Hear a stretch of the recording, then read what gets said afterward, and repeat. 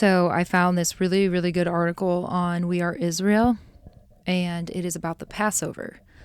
So I'm going to read it because I thought it was super well done with tons of actual facts, not man-made stuff. And so I'm going to start it. It's called Passover Begins Tribulation.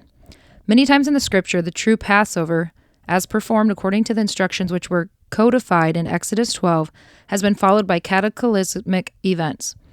The destruction of Sodom, Egypt, and Canaan are also examples of the above statement, and will be discussed in this article. Is it possible that great tribulation will also begin with a true Passover? Will a true Passover initiate the great tribulation? A true Passover is more than a mere rehearsal of the deliverance of Israel's seed from Egypt. It is the redemption of the repentant, faithful from the kingdoms of darkness into the kingdom of Jehovah, which is true Israel.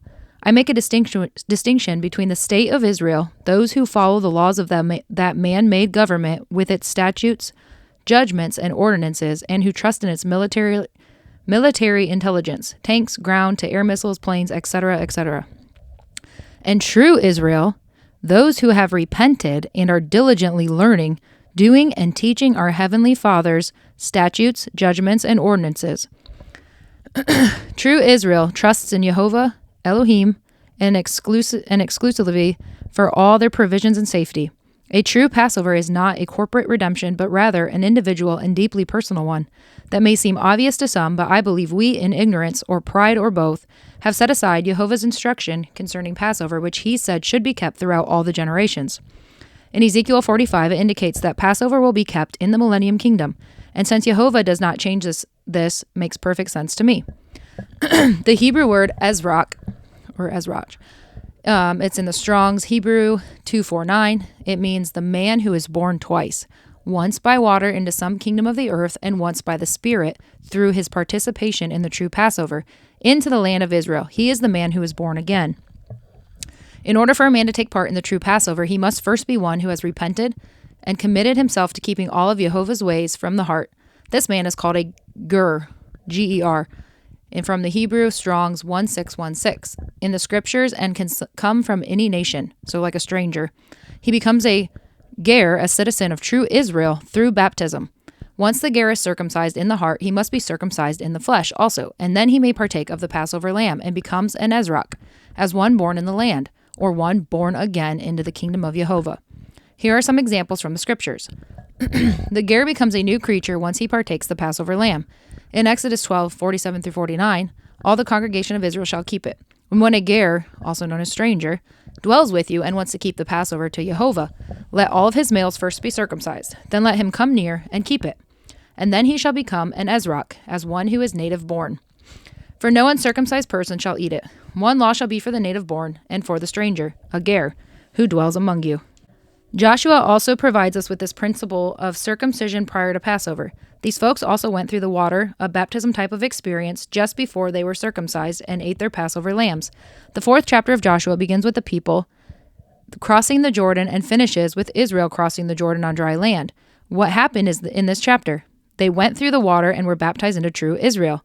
Joshua 4:19, and the people came up from the Jordan on the 10th day of the first month, and they camped in Gilgal on the east border of Jericho.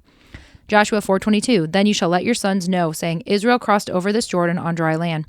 They became true Israel that day, but they were still not born in the land. Chapter 5 gives us the rest of the story. Joshua 5:2-3, at that time Jehovah said to Joshua, make flint knives for yourselves. Circumcise Israel's seed again the second time. So Joshua made flint knives for himself and circumcised Israel's seed at the hill of the foreskins. Those who were circumcised in Egypt had died in the wilderness, but their sons had never been circumcised. So Joshua 5:8-10, so it was, when they had finished circumcising all the people, that they stayed in their places in the camp till they were healed. Then Jehovah said to Joshua, this day I have rolled away the reproach of Egypt from you. Therefore the name of this place is called Gilgal to this day. Now the children of Israel camped in Gilgal and kept the true Passover on the 14th day of the month at twilight on the plains of Jericho. Israel's seeds were circumcised, ate the Passover, and became an Ezrach, as one born in the land. Just as they were beginning there in Jehovah's military campaign against the people who were currently inhabiting the land, which was promised to Israel by Jehovah. The next and final example concerns the circumcision of Abraham in Genesis chapter 17. God said to Abraham, As for you, thou shalt keep my covenant, thou and thy seed after thee throughout their generations. This is my covenant which you shall keep between me and all and thy seed after thee. Every male among you shall be circumcised. Thou shalt be circumcised in the flesh of your foreskins, and it shall be a sign of the covenant between me and you. That same very day Abraham was circumcised, his son Ishmael, and all the men of his house, born in the house or bought with money, from a foreigner, were circumcised with him. This should remind us of the instruction we received in Exodus concerning Passover. In Exodus 12:43 through 44, and Jehovah said to Moses and Aaron, This is the ordinance of the Passover. No foreigner shall eat it, but every man's servant who is bought for money, when you have circumcised him, then he may eat it.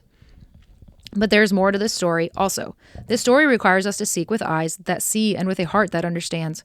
Genesis chapter 18 follows 17. That may sound obvious to some, but these chapters are very closely linked. The casual reader will miss what is there.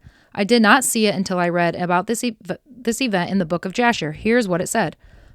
Jasher 18:1 through 4. Abraham rose and did all that God had ordered him, and he took the men of his household, those bought with his money. He circumcised them as Jehovah had commanded him, and there was not one left whom he did not circumcise.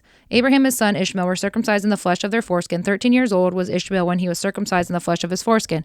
And in the third day Abraham went out of his tent and sat at the door to enjoy the heat of the sun during the pain of his flesh. And Jehovah appeared to him in the plain of Mamre, and sent 3 of his ministering angels to visit him. And he was sitting at the door of the tent, and he lifted his eyes and saw, and lo, 3 men were coming from a distance, and he rose up and ran to meet them. He bowed down to them and brought them into his house. In Genesis 18:1, then Jehovah appeared to him by the terebinth tree of Mamre, as he was sitting in the tent door in the heat of the day. Chapter 18 recounts the visit of Jehovah to Abraham while he was sitting at the door of his tent on a very warm day, and the subsequent visit of 3 men.